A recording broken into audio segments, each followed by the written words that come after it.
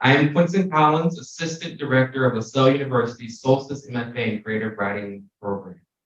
Welcome again to our Summer 2023 Evening Reading Series, with today's edition featuring our faculty members David Yoo and Steven Huff, guest faculty member Desiree Cooper, and our inaugural spotlight poet, inaugural as in first, Adeeba Shahid Talukder, seventh in a series of 7 events as part of our series for this 10-day residency, taking place here in Auburndale, Massachusetts, and also kicking off our fall 2023 semester. As we open this physical and virtual space, I would like to acknowledge that the land on which LaSalle University stands is that of the Pawtucket and the Massachusetts people. LaSalle's campus is a place to honor and respect the history of the Native and Indigenous communities who continue to reside in the area currently known as Massachusetts, and the continued efforts of their community leaders to ensure that history is not oversimplified or lost. This statement is one small step in acknowledging the difficult history that brought us to reside on this land, and to help us seek understanding of our place within that history. Ownership of land itself is a colonial concept, and we acknowledge that the ideal restorative measure is to return land to Native and Indigenous communities. The Solstice MFA program at LaSalle University seeks ways to be part of a better future going forward. As we grow, we pledge to seek out Native writers for our faculty and guest faculty.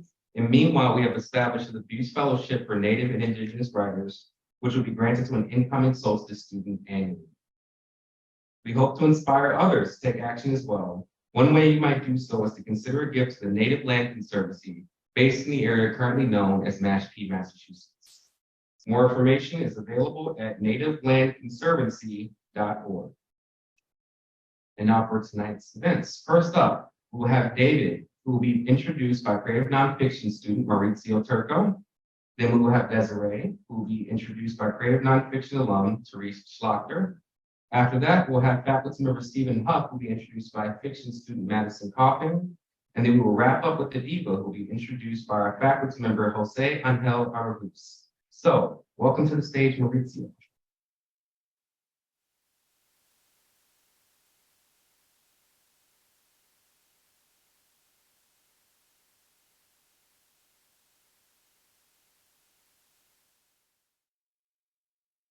Well, as Quentin said, my name is Maurizio Turco. I'm a third semester student in the creative nonfiction track. When David Yoo approaches a new writing project, I envision David sitting down at his workspace, getting ready to construct a work of art, repeating this mantra in his mind, which is one of my favorite quotes from his work. My name is D. Smooth, and I got a story to tell. Before diligently typing away. When I first read David's work, I was captivated by his attention to detail, his ability to make even the most cringy scenes enjoyable to read, but most of all, the honesty embedded within his writing. David graduated from Skidmore College in Saratoga Springs, New York, and went on to receive a master's in creative writing from the University of Colorado at Boulder. He is the author of many young adult novels, including his first novel, Girls for Breakfast, which was a Book Sense pick, an NYPL Books for Teen Age selection, and was a Reading Rant's Top 10 Books for Teens choice. His second novel, Stop Me If You've Heard This One Before, was a selection for the Bloomsbury Review's Editor's Favorites of 2008. He also published The Detention Club in 2011, in which the New York Times Book Review had this to say: "It wouldn't seem possible to make high school jocks, popular girls, and losers fresh and hilarious, but you does it." In 2012, David published his memoir, The Choke Artist: Confessions of a Chronic Underachiever. The book was a selection for the Massachusetts Must Read list and a 2013 finalist for the Massachusetts Book Award. In this memoir, David uses humor, self-deprecation, and complete honesty to tell his story in the way he wants it to be told. In conversation with David, this work started with a shorter piece entitled Heartbeat, which has been published in many anthologies, including one that I also used with my own 7th grade students this year. Let's just say this is the PG version of The Choke Artist, since it did not include the incident with the Walkman, the mention of rugs or carpets, or the eponymous character, Happy Jake. If it had, I surely would have been fired. Aside from David's honest and humorous narratives, he's a kind, caring, and supportive mentor. During the 2023 winter residency, I got the privilege to workshop with David one-on-one over Zoom, though each session would usually begin with me in panic mode. Not because I was afraid of what David would think of my work, but due to the fact that David felt the need to keep his camera on while driving, followed by him turning it off the moment he got home. Despite this fact, I learned so much from David during workshops, such as learning to approach my writing from different angles. I grew excited when I found out I was going to have the pleasure of working with David during my second semester in independent study. During our first packet exchange, David asked, "Why do you innately resist examining things through a closer lens?" This feedback really spoke to me and pushed me to focus on writing with a closer lens throughout the rest of the semester, which has significantly and positively impacted my work. David is adamant that writing is work, and in order to be a successful and effective writer, you need to do the work to gain positive results. David not only helped me with writing, but he also sent me great movies to watch, songs to listen to, and assigned wonderful books and essays to read, with the exception of David Foster Wallace's essay, E Unibus Pluram, Television and U.S. Fiction. I made sure to express my loathing for this essay, in which David expressed similar feelings, as he mentioned. This essay is DFW trying too hard to impress and dazzle, but if you have him write about a carnival fair or put him on a cruise ship, I'm hooked. After reading what I talk about when I talk about running by Haruki Murakami, I can proudly say that both Murakami and David Yoo have had major impacts on my life. After stepping away from running for over a decade, not only did I write many great essays about running, I've also rekindled my relationship with the sport I walked away from many years ago. It is with distinct pleasure and honor that I present to all of you the wonderfully honest and humorous leader of the former and infamous rap group known as D-Light, David Yoo.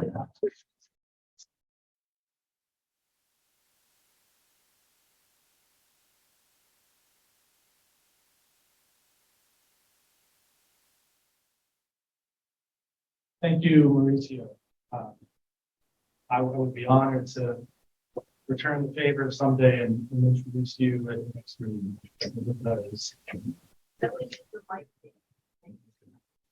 Unfortunately,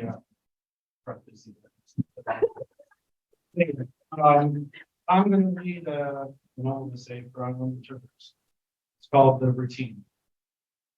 There was only one other guy in college who hit the gym as often as I did freshman year. His name was Elliot Twombly.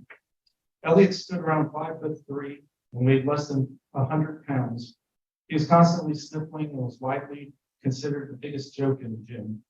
His daily uniform consisted of a ratty gray sweatshirt that poofed out because he tourniqueted a rawhide Everlast weightlifting belt over it. And he always wore the same pair of purple old school Umbros that were so short you could see where his thigh hair stopped growing. He lived a few rooms down from me on the third floor of our dorm. He was constantly trying to hang out. He'd knock on my door at least a dozen times a day, and I'd always pretend I wasn't in. This was due largely to the fact that one time at the beginning of the semester, Elliot, without asking for permission first, mind you, used a nickel as a pick to violently strum the Who's Pinball Wizard on my acoustic guitar and immediately broke 3 strings, and I've hated his guts ever since. Back in high school, classmates gaped at my scrawny torso. I was so skinny that one time in gym class, someone nicknamed me Heartbeat because he swore you could actually see the pulse on my bare chest. My wispiness was a huge source of frustration for me. I had it hard enough barely treading water in a sea of white, and being so skinny certainly didn't help my cause, for I emphatically, if involuntarily, supported the stereotypical visual portrait of the effete Asian nerd. So senior year, I tried to get buff, and in the fall, I pumped out countless push-ups and sit-ups. I got stronger, but actually getting bigger eluded me. I was 17 years old, but looked like I was 9. Frankly, I looked even worse than that. The student photographer for the yearbook was in my homeroom, and one morning he laid out all these candidates he'd taken the first few weeks of school, and there was a shot of me during gym class running straight at the camera. I've been picked for the skin side, my worst nightmare in gym, and given my unformed physique and the look of sheer terror on my face in the shot, plus the fact that it was taken in black and white, the resulting photo horrified me. I was shocked to learn that I looked exactly, at least from the waist up, like that nude little girl in the famous photo from the Vietnam War, where she's running away from a napalm attack. There was tangible evidence of the unclimbable mountain I faced before me socially. For obviously no high school girl popular on When asked to describe the ideal guy, I would ever respond, I don't know, I guess someone who looks like the new little girl in that famous photo from Vietnam War, just running away from the napalm attack. Who and I have dimples. One stereotype about Asians I actually embraced, but sadly nobody bought in high school, was the notion I was a born martial arts master. I tell anyone who would listen I was a third-degree black belt, but I could one-inch poke my index finger straight through 2x4s. And then when I lived in Korea, I spent 6 months in the mountains of Busan eating cold rice on the dirt floor and catching chunky flies with a pair of chopsticks in lieu of a more humane form of meat for protein, mashing together scenes from various kung fu theater movies and The Karate Kid. Anytime I met kids from other towns, I'd somehow work into the conversation that the government considered me a lethal weapon.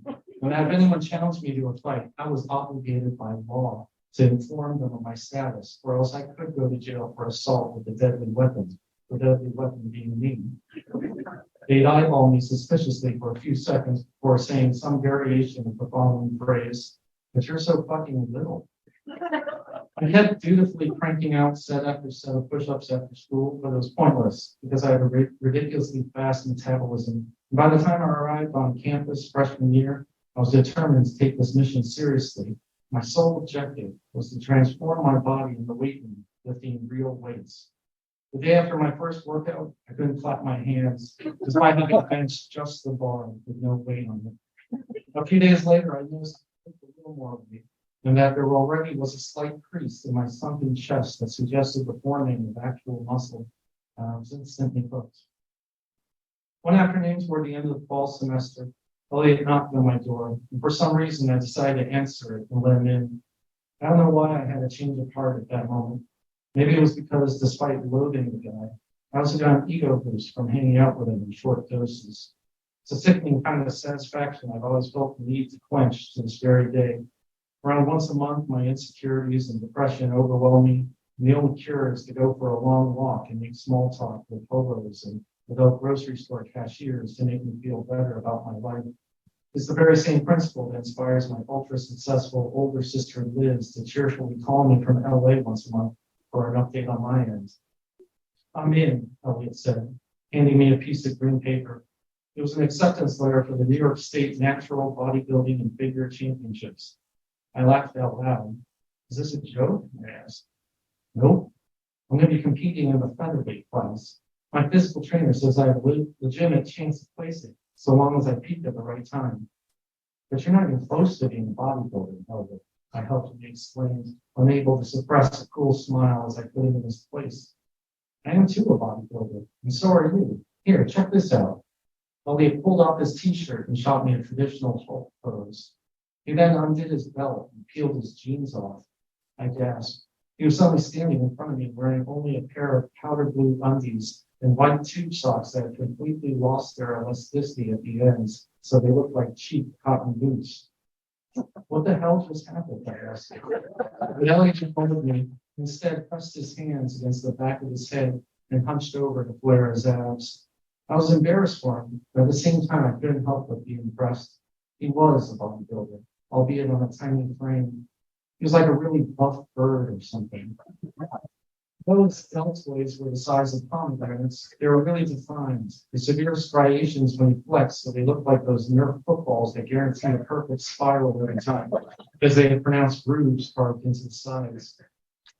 His chest was tiny but well-shaped, and when he did a lean-veiny lat spread, it didn't matter that his pectorals all but disappeared, because a pair of little wings suddenly appeared over his armpits.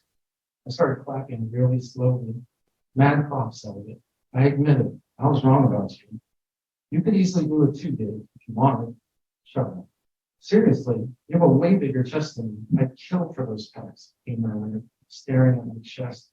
I blushed. It was really nice of him. Thanks, I said, casually raising my right pec with the back of my hand. While flexed, I had to admit, pretty hard. Here, Dave, let me show you a couple of basic bodybuilding poses. You probably have no idea what kind of potential you have, he said. And then he winked at me. Now take your shirt off. This definitely felt a little sketchy, but then I remembered he was always trying to flirt with adorable Lily downstairs, just like the rest of the guys in our hall during every Wednesday night study break when we'd invade the dang all women's floor to steal their pizzas.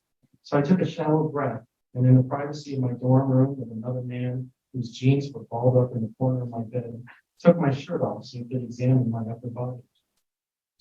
Elliot gave me pointers on how to gracefully shift from one position to another. It was a thrilling revelation.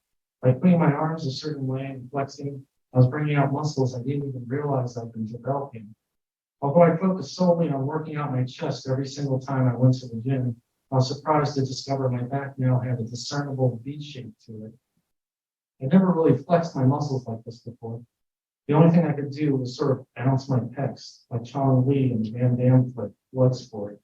He could violently shrug each individual pec as if only one side of his ribcage was receiving an electric shock.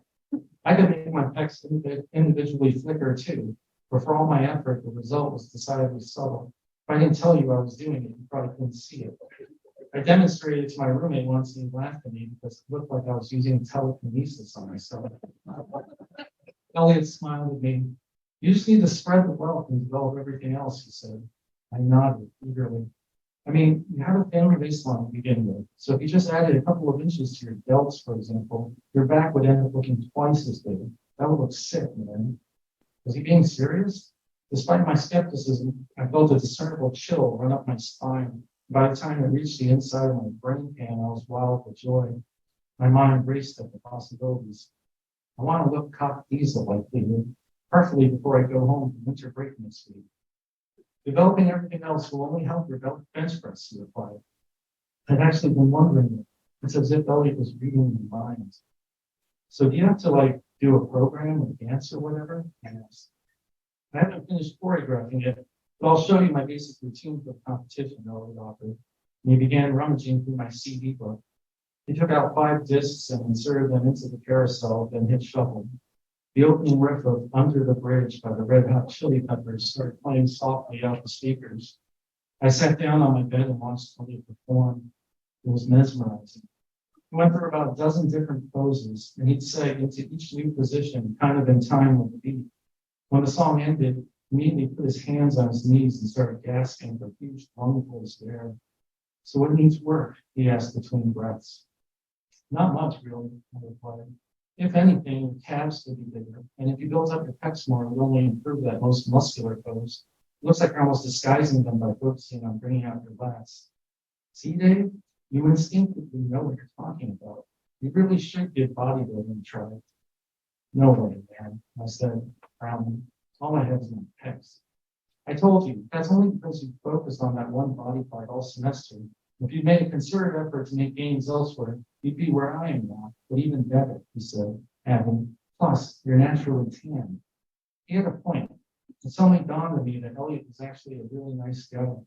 I felt guilty. I hated him so much all this time. Why?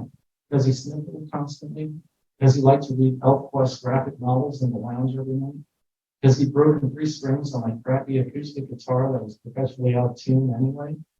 Because he thought it was cool and wanted to hang out with me on a regular basis? I sighed quietly. Here, I'll sit. You try a routine, and I'll critique you, he offered. Okay, I replied. I couldn't believe I was agreeing to this. I was suddenly at the precipice, and it was simultaneously terrifying and oddly freeing.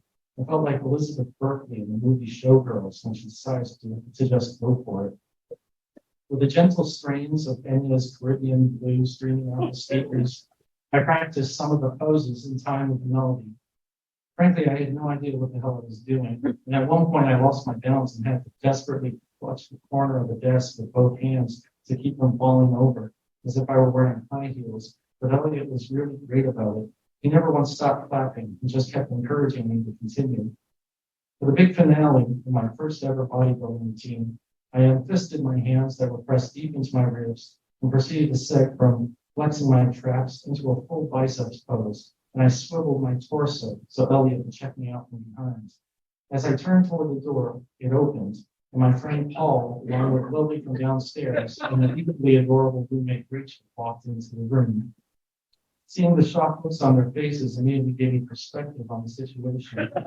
As I realized what they were seeing, me standing there in just my boxes, because I'd taken my jeans off at this point too, in a full biceps pose, facing them with this involuntary but quickly receding shit-eating grin on my face. With Elliot in only his stretched out white tube socks and powder blue undies, sitting cross-legged on my bed behind me as the pretender's brass and pockets started playing on the screen. I couldn't help it, but my immediate reaction was to reach for my shirt and frantically pull it over my head as fast as I could, and then fumble to put on my jeans, but then I had to stop midway because I realized they were actually Elliot's jeans.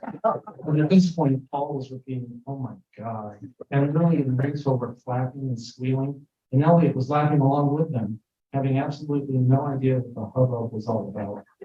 All I could do was lament not having had the foresight to simply lock the door once he'd initially taken his shirt off. In retrospect, we were busted, and desperately trying to get my clothes back on was only making things worse. The only thing more incriminating I could have done in that instant would have been to blurt out something like, "It's not what it looks like." No, we learned how to make love. Humiliation aside, however, the fact remains, Elliot had opened my eyes to all that was possible in my physique. To see how his once spindly torso had radically transformed inspired me to do the same to my own body. And as I lay in bed that night, my chest still covered with a light sheen of sweat from an impromptu midnight solo flexed off in the privacy of the lost study room across the hall, Elliot's voice repeatedly rang out to me in my head and it made me smile in the dark. "You'd be so huge, David, if you just let me help you work out all your body parts." Thank you.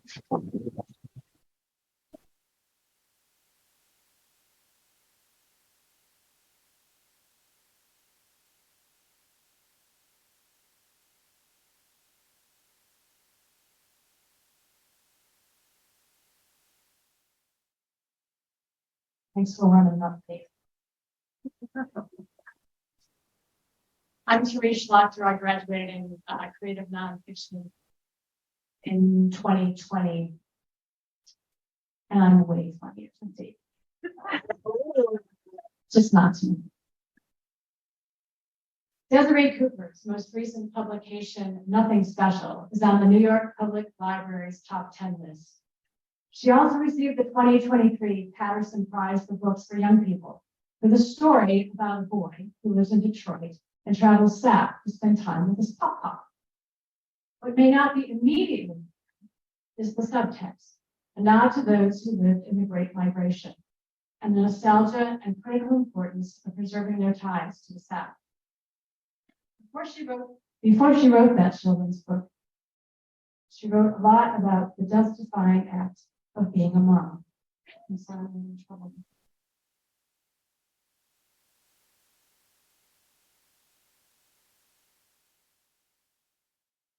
Sorry.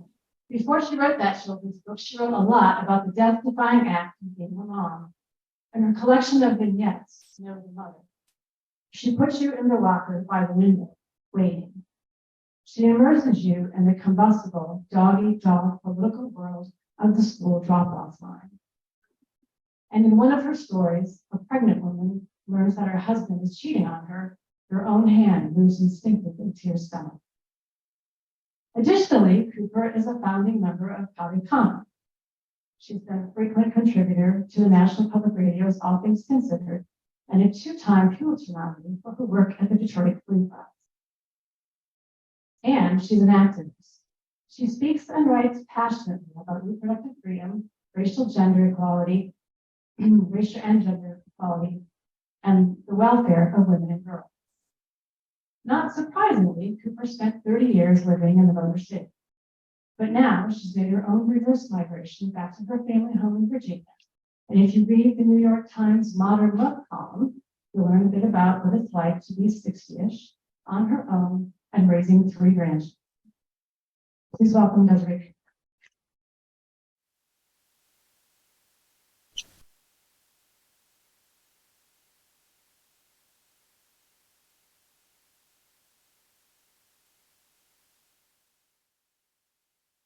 Thank you, Therese.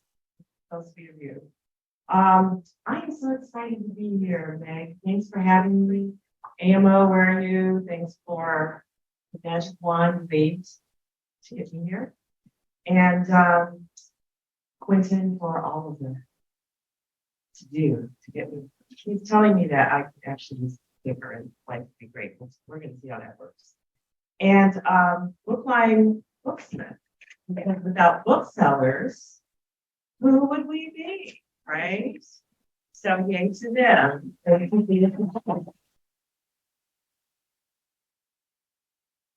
So I am going to start. We're not going to need this immediately, so we'll let all that go on. And I'm going to read from Know the Mother.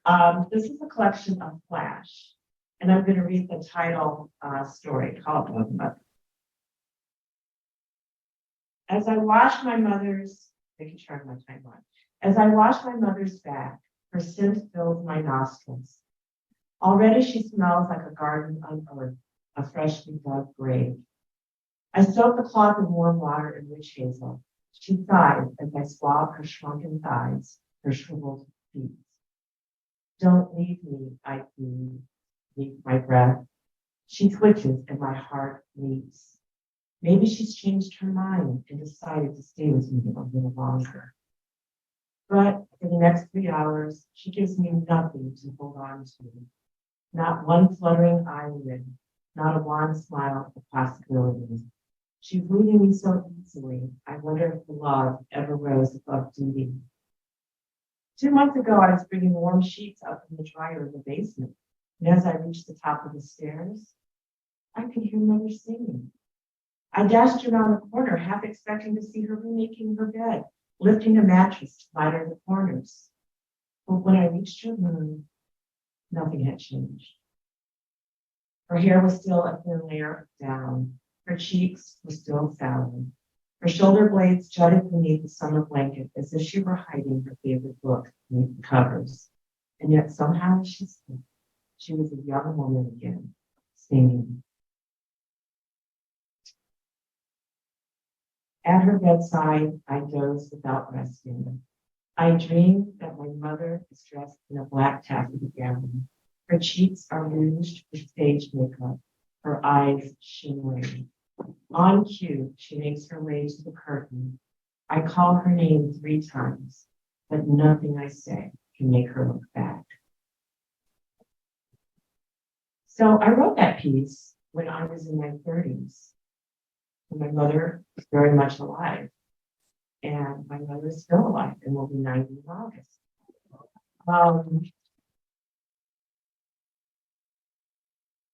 Because even at 30, I already understood the fate of women in America. That it was so easy for me to fast forward and see myself as a caregiver for someone, and I chose my mother for the story. The vast majority of caregivers in the United States are female. A lot of them are older, caring for one generation, and they often start at the peak of their earning experience, which means they're missing out on countless tens of thousands of dollars if they're gainfully employed at a time of their peak for earning, and they will never gain it back because once caregiving is over, they're over. America's policy toward caregiving is get a girl to do it. That girl is usually a family member. If you can't find a girl in your family to do it, I'm using the word girl pejoratively, as you can tell. Then you find an underemployed, underpaid female to do the work for you. So as you can tell, this is annoying. And there was a time when I would have bristled at the idea of being introduced as a caregiver, because that was the last identity I ever wanted to have. Flash forward, I moved to Virginia from Detroit after 30 years of being a writer to caregive for both of my parents who had Alzheimer's at the same time. And also my daughter and her family moved to the same area. Little did I know, this is in 2016, when my first book came out at the age of 56 because of the caregiving. Little did I know that my dad Pop Pop in this picture, and my grandson, Jax, would be the source of one of the high points of my writing career. And so it is with great regret that I give a nod to the role that caregiving has had in my writing career. It has come full circle, and now I'm really dealing with karma these days, as you can tell. So these two became very, very good friends. And in 2019, I was encouraged to do a book about them. So I did a buddy book about Pop Pop and Jax. And it is, as Therese said, based on the experience of African Americans during the Great Migration who left the South in droves to get away from the Jim Crow South. And if you live in a northern city, you will probably know, and know African Americans, you'll probably have heard of them returning back to the South every summer to their home. And they still call it home, not necessarily the city that they were born in fact. They go back to their own place South. So this is an homage to that experience. I found a very gifted, I found a very, very gifted fabrication artist who was willing to take pictures of Pop Pop and Jax. So do I point this at something? That thing? Can you just advance it for me? Okay, so hold on.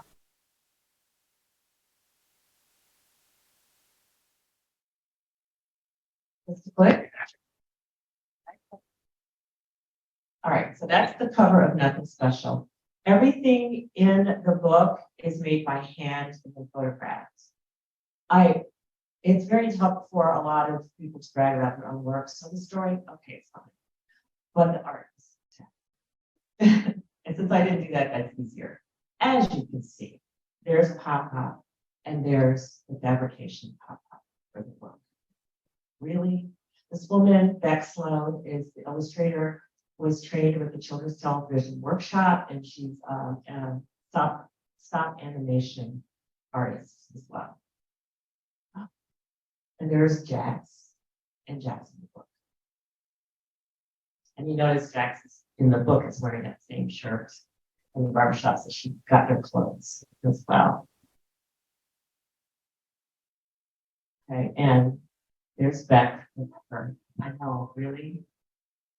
My dad died in 2020, so he never saw this book, and it was really weird for me to see him really resurrected in these pages.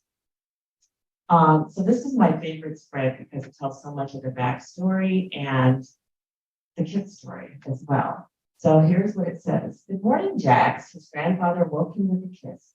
Good morning, Pop Pop, Jax said, leaping out of his bed. What are we going to do today? And Pop Pop says, I think we'll do some of the things I did when I was a little boy. And Jax says, what's that? And Pop Pop said, I think it's nothing special. And so from there, they go and do very low-tech, intimate things. They go crabbing, they make kites, they shut corn, they watch shooting stars and fireflies. And Jax has the most special, nothing special time with this Pop Pop. Now, the reason I love this page is because there's so many Easter eggs in it. Pop Pop is wearing a U.S. Air Force veteran hat to show that during the Great Migration, my dad, instead of going north, enlisted in the military, which, since that was integrated in 1948, became a very big option for a lot of African American men in particular trying to escape the South. Because of his sacrifice, that family moved to Michigan, which is the insignia, and also went to college in Virginia. So this shows the journey of a family from Virginia to Michigan, and also the access to education that the sacrifice that Pop Pop made. And then we know that the quilt is that quintessential representation of African American history. And so that's there for that. And then I also like to point out the little pads. That's the level of detail. She had to stage the scenes because she sewed on, Jax has a costume change. And so she sewed on these clothes and had to shoot everything with that and then do new scenes where she took those off, re-sewed clothes. So it's almost like shooting a film to do the book. So I just have one more minute left, and it's just enough time for me to fast forward to Shady Pines Rest Home, which is what I now fondly call my own house, where four generations live. And I'm going to read you this piece of flash nonfiction that describes the time there. It's called The Waste Not. My parents are old and inert. Their bones want only to be still. There's not much we can do for entertainment except sit here and then for a change of scenery, sit there. When the weather is nice and sometimes even when the rain is warm and gentle, I lift the garage door and arrange the cushioned lawn chair so they can sit inside the lift and watch the neighbors come and go. Sometimes we sip Cokes and sometimes we snack. Sometimes we have music, a little Motown, the beach friend off to help us mark the time. But mostly we sit for hours, say nothing, or else listen to the rolling tide of my father's repetitious questions. I remember all those years when time was my enemy, invisible and cruel like gravity. It would barrel forward so furiously, I had no idea where it went. As soon as I'd awakened, it would feel already blown. It passed in a gust of overwhelm. It had breath but no weight. It had seasons but no flavor. My parents and I are closer to the end of our lives than to the beginning. If anyone, we should know better than to throw away our uncertain measure. We should be scurrying and feathering, scrimping and stretching, but we aren't. Time now stretches languid in the humid afternoon, shimmering just above the hot asphalt. It tastes like caramel cake. It smells like pine needles in the rain. It looks like every second a different day as the light goes a little higher and lower, white and yellow, and crimson and indigo. We have learned something. Our days cannot be afforded, only spent. And in these last luxurious hours, we are rich. We spend as much time as we want.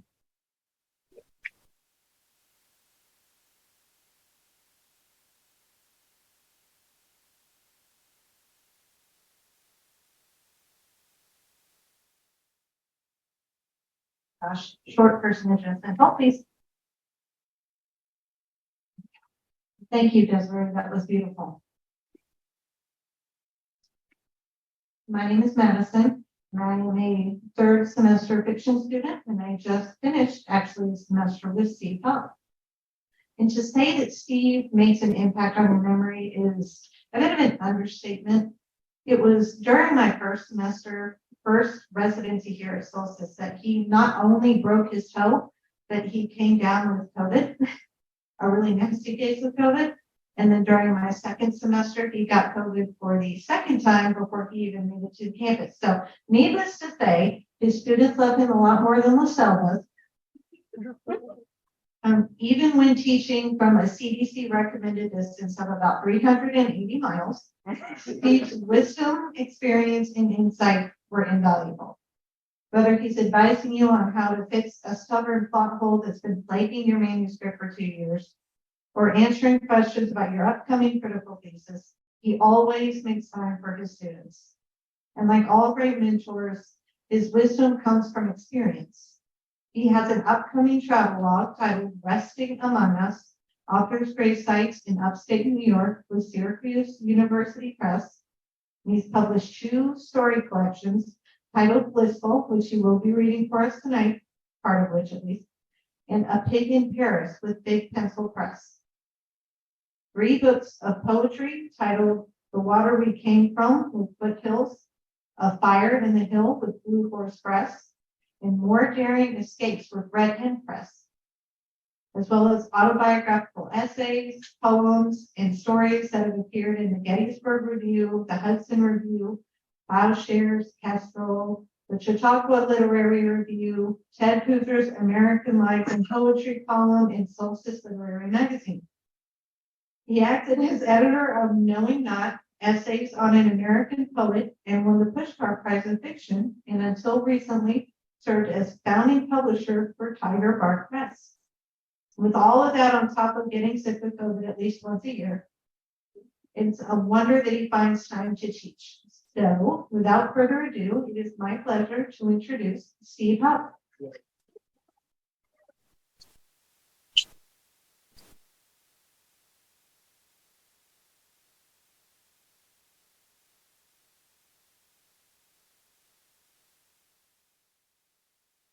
Thank you, Madison. It's very kind.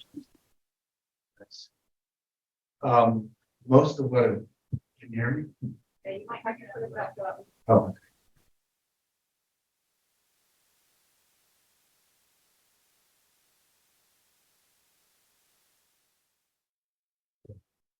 All right. Most of what I'm working on now is kind of a mid-draft, and so I haven't read from this book for a long time, and so I thought I would read two very short pieces from it. I won't keep you up late. This is called Air Baggage. The crew throws the stowed bags onto the flight bridge, and everyone grabs one, warned as we do by a sign that reads, "Beware, many bags look alike, as do yours and mine." So you're careful, or you think you are, until you get home and find under the zipper my private interior of clothes, cologne, extra shoes. I have your bag too, and I open and close you, and you close me, quietly startled.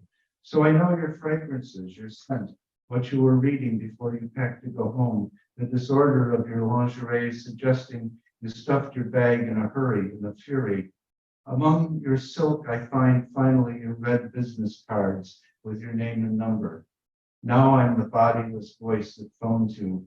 Hello, Talia Greenman, I have your suitcase. We must have been on the same flight. You say, who are you? You sound grateful but wary and upset. While I drive to your house, I think about how I won't look like the man you expect me to be, and you won't look like the woman that I imagined when I opened your bag on my bed. But voices and faces rarely match, as any criminologist will tell you. This is just one more indignity of travel. Many times when you've passed through airport security, you've had to take off your shoes, open your suitcase for a tough-looking uniformed man, and once a uniformed woman ran her fingers under your breasts.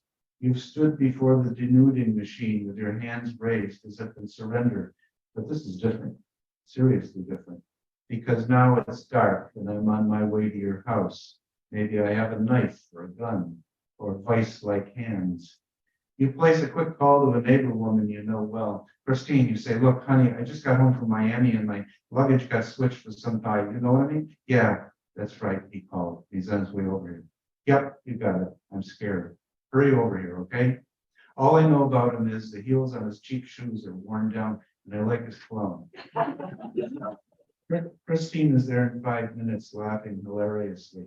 Look, you say, it might turn out to be funny and it might not. She pours herself a drink and parks herself on your couch while you peek through the curtains at a car that pulls up at the curb. You think it'll be just your luck that I'll turn out to be the burly, bearded 80-year-old who sat in front of you and exuded odors of booze. In fact, a man who looks very much like him gets out of the car and stands in the snow by the curb. Shit, you say. Christine says, I know how you feel. Believe me, I've had some real whacks coming up my sidewalk. But the man does not even look at your house. He crosses the street and in a moment is out of sight. The red blink of an airplane arcs overhead as I turn onto your street. Then the plane disappears in the cloud cover as heavy snow begins to fall. As I park my car and walk toward your door, I leave man prints in the fresh snow like my kind have been leaving in snow and sand and mud for hundreds of thousands of years. Meanwhile, Christine has suggested that she pose as you. So you sit on the couch while she opens the door and smiles at me. Wow, you know, it's really nice of you to bring my luggage back. I mean it, honey. This is a rare kindness. I'm a little startled at the sudden shift in demeanor from the wary voice that I talked to on the phone. She invites me in and offers me a drink. The three of us sit around the kitchen table. After a couple drinks, I get my nerve up. I tell her, I have one question. Did you leave Miami in a big hurry? Christine looks at me puzzled. Why, honey? I cough. Well, the general disorder in the suitcase, like someone just flung her stuff in there. That cracks her up. I sure did, mister. You want to know why? Did you investigate any further? I mean, like, did you smell my undies, Fido? Then she laughs so hard that she almost drops her drink. She looks over at you and says, he's turning beet red. I'm upset and I protest. I say it never occurred to me to do such a thing. I deny, deny, deny. Christine says, it's okay, honey. I've had weirder guys than you sniffing me. In fact, we were just sniffing your stuff before you came up. Now we're all laughing. We call ourselves dogs. Sniff smart, sniff smart. I can't believe my own behavior. I mean, here we are down on our hands and knees now, sniffing each other. Then she says, hey, what's your pedigree anyway? I don't let just any kind of mud in here sniff me. It's not until the next day that I realize the ruse. When you come over to my house to give me my own suitcase, which I forgot to take with me. After I woke up in your house on the couch sometime past midnight. But here you are. After I get over my initial surprise at who was really who, you say, I'm sorry, I never would have done those things to you on my own. I can't undo last night. I mean, it was like Christine, you know what I mean? I shrug and say, I'm sorry about the mess we made. You say, it's all right. But we both admit it was a special night, and we talk about it for a few minutes, referring hesitantly to the stuff we did, because neither of us has a vocabulary for some of the activities. Anyway, you say finally, here's your bag. We better be more careful at the airport in the future. After you leave, I carry the suitcase upstairs to my bedroom. While I'm taking a much needed shower, I wonder if I'll ever see you again. Now I'm thinking it through and washing off the sticky residue. I don't know whether I'm glad Christine isn't you or not. In fact, I'm pretty pissed off at having the trick played on me, and I wish I had understood my feelings while you were still here so that I could have told you off. I mean, what the hell's wrong with you? You must have thought I was stupid. You'll probably be cracking jokes about it with Christine for weeks. One of you will say, woof, woof, and the other will say, woof, woof, and then dissolve into hysterics. Then I pop the suitcase open and put my stuff away. But it's all your stuff. Your dirty silks, a red blouse, some slacks, and a new bra, your cheap novel, just as I'd seen it all the night before. Your scent is suddenly blossoming all over the room. I'm about to lower my face into it and breathe it all in, but I stop. I wait until evening and I call your number that is on the business card in the bag. When you pick up, I say, Talia Greenman, I have your suitcase. We must have been on the same flight. You say, oh, who are you? I'm about to tell you my name and you add, God damn it, where are you?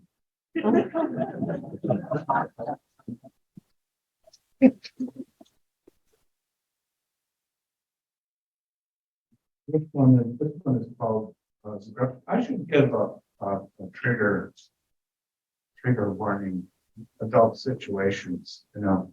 Well, of course, where I come from, that would be kind of a trigger promo. Anyway, this is called Zagrafiev. I wanted to be Zagrafiev, the man who turned the big iron wheel that opened the floodgate of the dam on rainy days. It emptied river water over spillways, regulating the water level in the canal, which intersected with the river above the dam. In dry spells, he closed the gate and raised the river.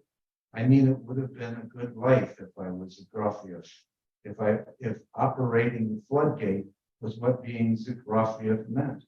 But only Zagrafiev could be Zagrafiev, and I knew this. He was bald and muscular and smoked a cigarette while he turned the wheel. He had no measuring stick, he just knew the river. Sometimes it rose because of a rainstorm 100 miles upstream. Another pair of eyes wouldn't see the river changing. But Zagrafiev would be at the wheel, turning it like he's steering a ship, his muscles straining the seams of his shirt. I was the neighbor boy who snuck into his house when he was at work and his wife Gloria was out driving somewhere. I went through their drawers looking at their personal things. This is fiction, by the way. With their personal things. I was otherwise a good boy, a good student. I do not know what my fascination was with their house and their private stuff, but this went on for a couple of years. It amazes me now to think that I never got caught. I went in their back door, which they never locked in broad daylight. I left only the smallest signs of myself. For example, I took the Vaseline petroleum jelly out of their medicine cabinet and put it in the fridge, then took the blueberry jelly out of the fridge and put it in the medicine cabinet, things like that. And I suppose they made Zagrafiev shove and put things back where they belong.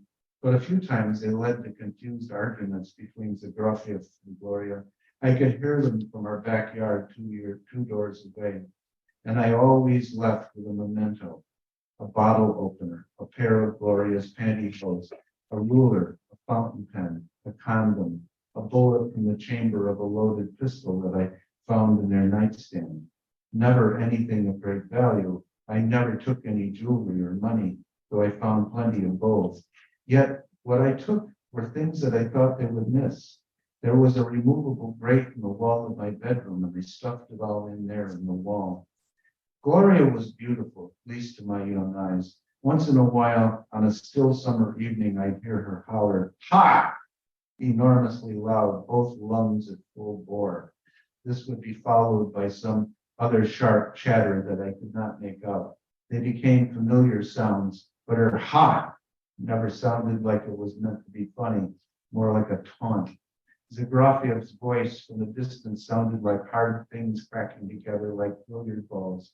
As their arguments progressed, her voice became sharp and splintering like a china bowl I pulled dropped on the patio. I imagined them arguing about the disappearance of a monogram washcloth, her scarlet G-string. I saw him sitting in the lawn chair, listening to her blister him with accusations, a bottle of whiskey lying on its side on the table, and he finally picking up the pistol, his face contorted with hatred, and Gloria hollering, "Ha!"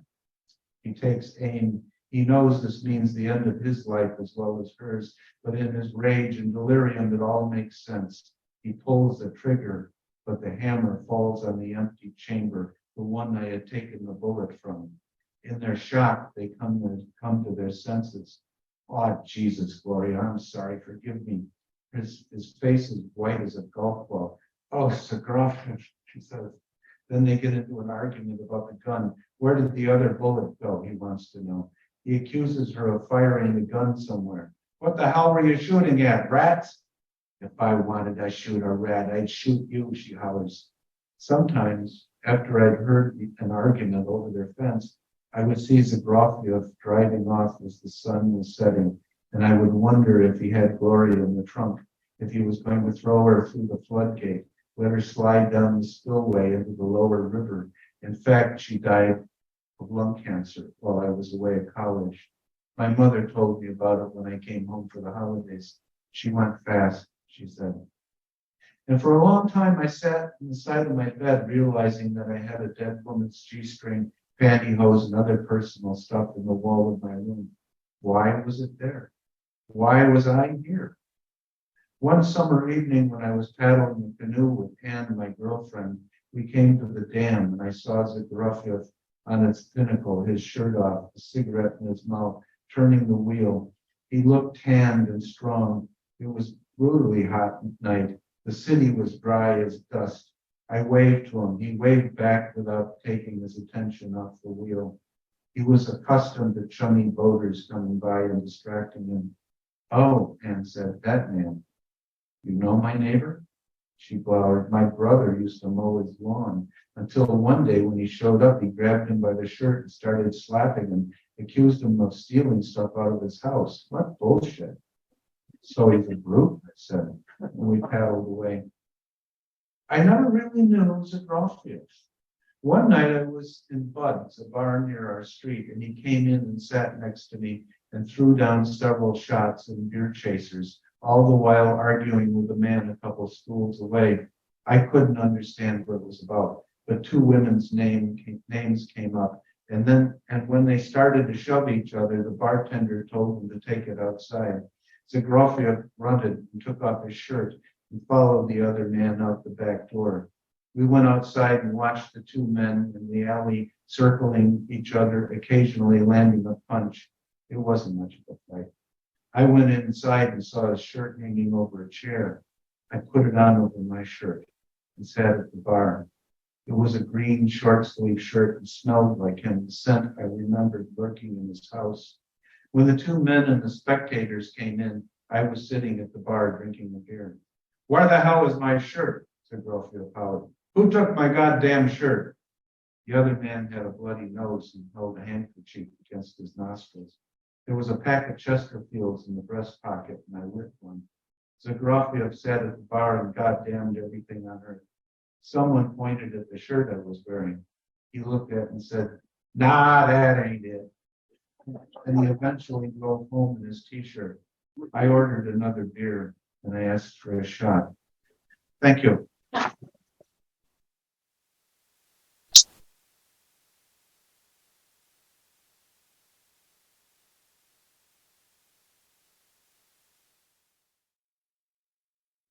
Well, hello. First things first, I miss my cat. Can you tell?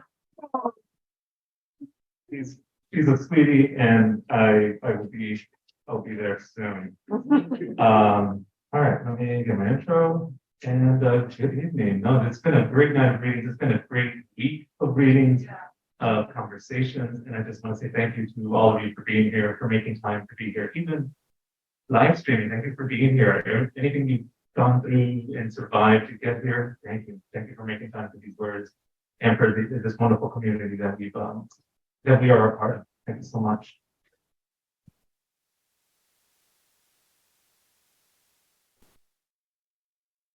So, hello, my name is Dr. Jose Angel Aragus. I'm a faculty member here at Solstice in the genres of poetry and creative nonfiction. It is my distinct honor and privilege to introduce poet and dear friend, Adeeba Shahid Talukder.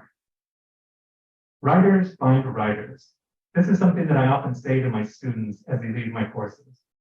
I encourage folks to start writing groups either online or in person, to stay in contact with kindred spirits found in workshops, to keep finding writers on the page as well, to read widely for both who they are as well as who they aren't. In this way, writers find writers. When the writer that I am found the writer that is Adeeba Shahid Talukder, it was in a classroom in 2006. I was in my second year of earning an MFA at NYU and had been given an intermediate undergraduate workshop to teach.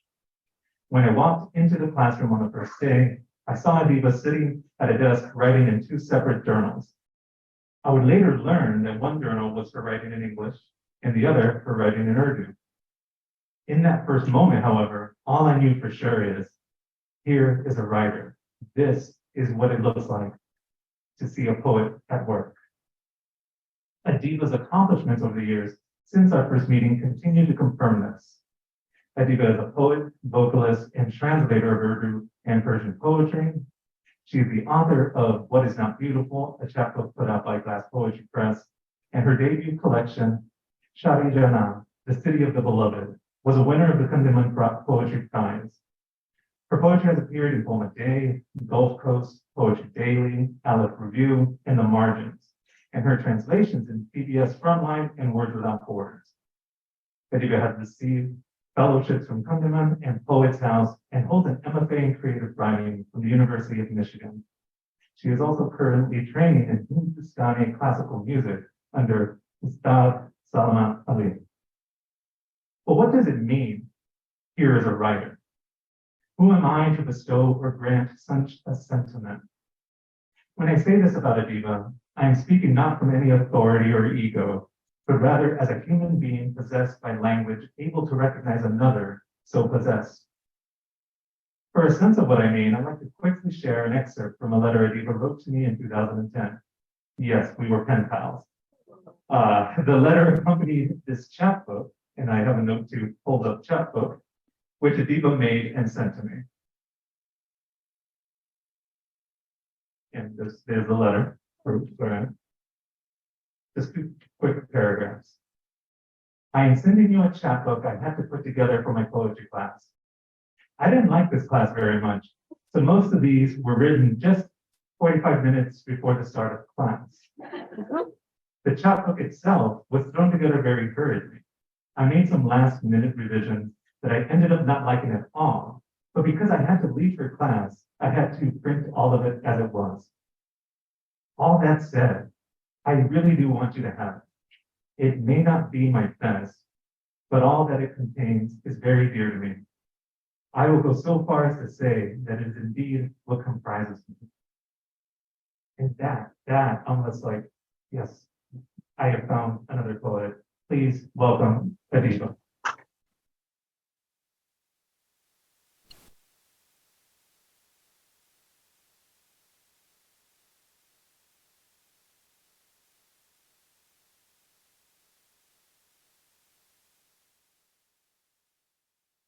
Good to be here and then actually really tired.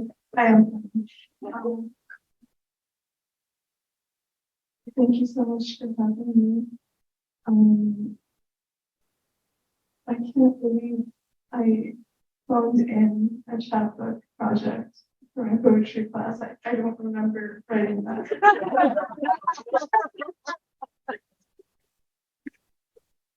You followed my.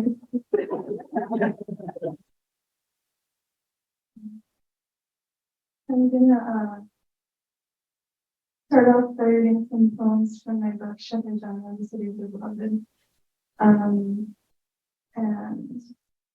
yeah, the first one is titled Geta, the Dance of the Courtesans, and I wrote that around the time of the Me Too movement. This was published in 2020. And I was thinking a lot about the male gaze and the way women are portrayed in cinema and literature. And I was also training in Kathak at the time, which is a dance form that emphasizes intricacy and grace. And I was just thinking about why I wanted intricacy and grace in myself, and I realized it was a very gendered thing on my part.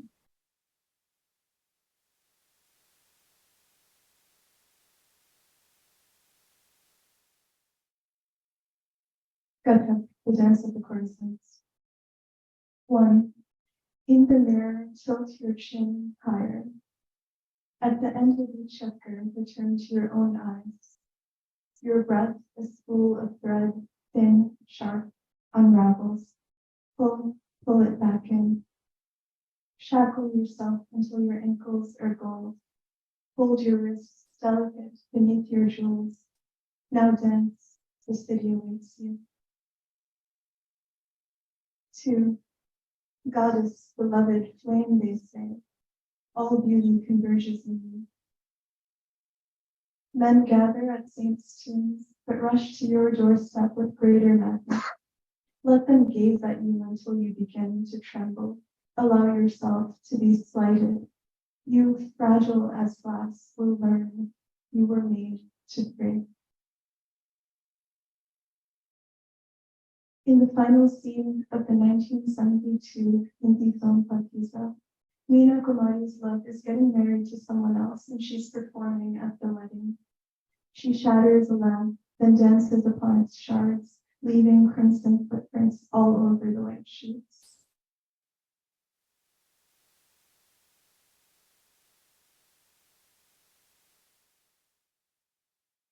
This book also was written during the time of Trump,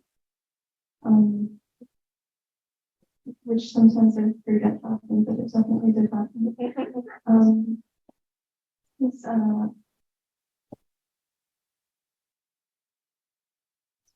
The Gods of the Age. When they first glimpsed creation, it was only half-lit as in only half-clear. That night they discerned and imagined. In the mind's waters, a blurring, a refraction. There we were brimming, we were multitudes, but they saw our darkness and named us dark.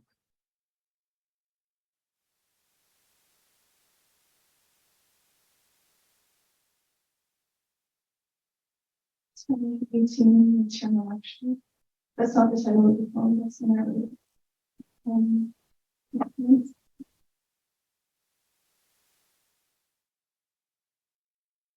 There's this poem by the poet Desiree who is one of my favorite poets, and it goes.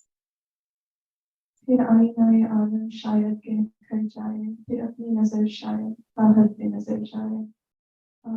Perhaps the mirror of the world will clear again. Perhaps once again our gaze will travel to the limits of sight. Mirror of the world, after this. When the crescent pierces the soft of it, the afternoon bursts. Forlorn despite its light upon light, I ask, whose blade is sharpest? Who holds the sky today and tomorrow? To whom belong the flames at night? Is it your lovers or beloved, or the executioners? The breeze wakes us from the dark, whispers. If the wounds are blooming, the roses will too.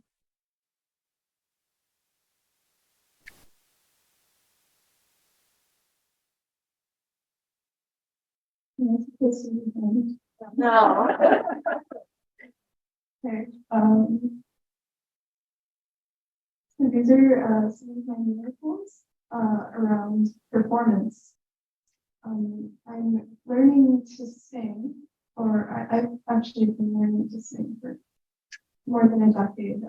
But there was a time when I had to take voice lessons in secret.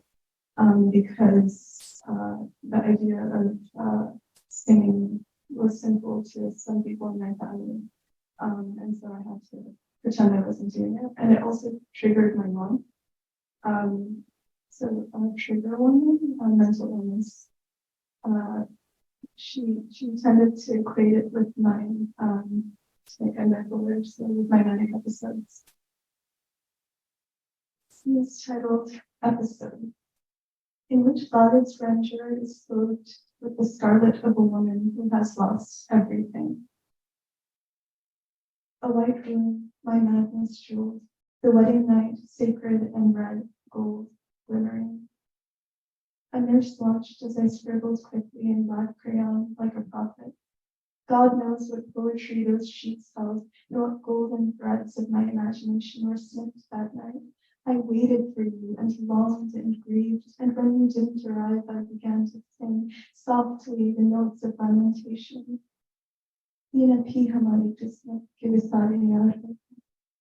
I was not fated to see my beloved tonight, and then louder, a spectacle, a child's tantrum, a God's rage, a man's pleading at the execution grounds. Without shame or veil, my voice rose, soared above that cruel night, and found and troubled God. The wine of my existence filled from its delicate cup with rapture and purpose. On me terrified, wept and implored God to forgive me and forgive her for letting the storm entangled with me, coiled, burst forth as a flood of sin. And when I at last descended and lost everything of light, I could not sing again without the air getting caught in my throat and on me rising abruptly to pray. Her white dupatta closed my sky, and her prayers undid the knots of dark magic, and made of my voice again a shrine, and gave it the softness and restraint of a drawn arrow. I cried out, I have to sing to feel like I am breathing. You advised, if you must sing, put your mouth inside an earthen pot, then sing.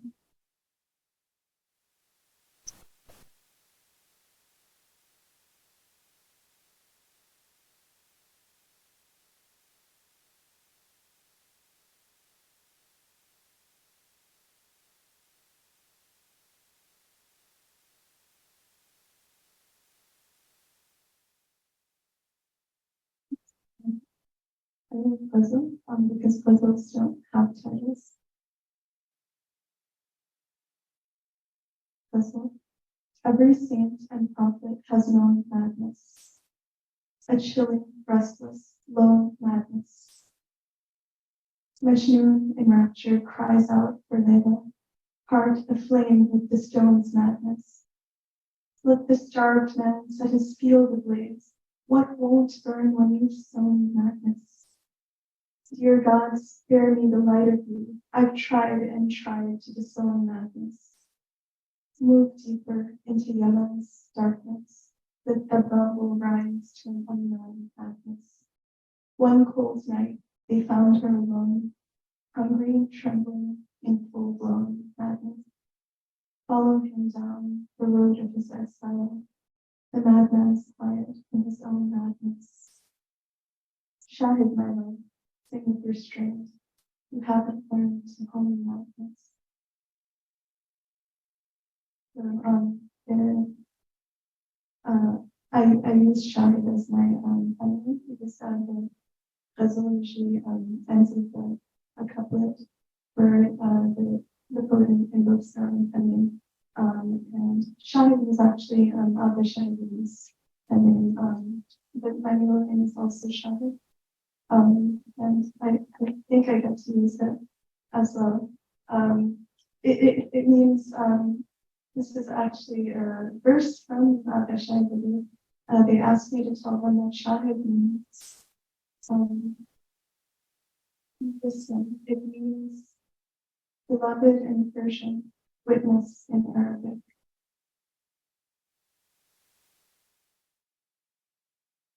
I think a lot about the beloved, so that translation really feels to me. My wife, Elsa, is not here right now, but she, I think she's watching. Before I end, I want to thank Solstice and Quentin and Meg and Jose for the beautiful introduction. Yeah.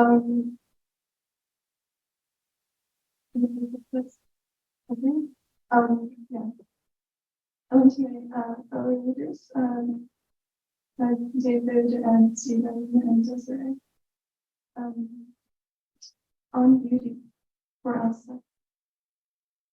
Beloved, you are the light upon the river and the dark spell of night, whose rise and fall and revolution sustains the earth. Revolution, you say, lies in beauty and renewal. My words for you will change, as will my eyes. Too faint of heart to witness God, yet the sight of you, like dawn and dusk, will be a sign.